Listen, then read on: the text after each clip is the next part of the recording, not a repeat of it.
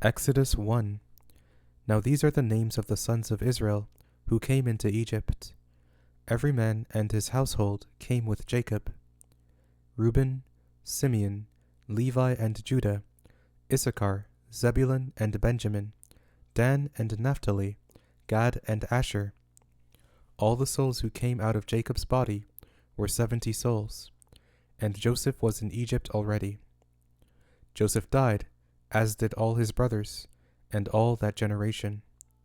The children of Israel were fruitful, and increased abundantly, and multiplied, and grew exceedingly mighty, and the land was filled with them. Now there arose a new king over Egypt, who didn't know Joseph. He said to his people, Behold, the people of the children of Israel are more and mightier than we. Come, let's deal wisely with them, lest they multiply.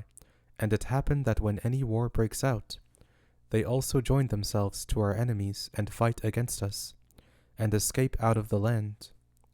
Therefore they set taskmasters over them to afflict them with their burdens.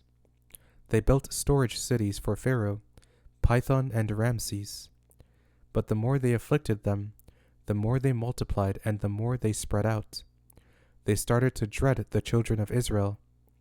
The Egyptians ruthlessly made the children of Israel serve, and they made their lives bitter with hard service in mortar and in brick, and in all kinds of service in the field, all their service, in which they ruthlessly made them serve. The king of Egypt spoke to the Hebrew midwives, of whom the name of the one was Shiphrah, and the name of the other Puah. And he said, When you perform the duty of a midwife to the Hebrew woman, and see them on the birth stool, if it is a son, then you shall kill him. But if it is a daughter, then she shall live. But the midwives feared God, and didn't do what the king of Egypt commanded them, but saved the baby boys alive. The king of Egypt called for the midwives, and said to them, Why have you done this thing, and saved the boys alive?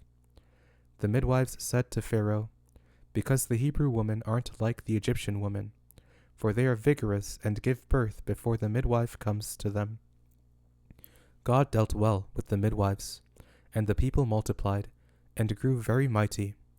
Because the midwives feared God, he gave them families. Pharaoh commanded all his people, saying, You shall cast every son who is born into the river, and every daughter you shall save alive.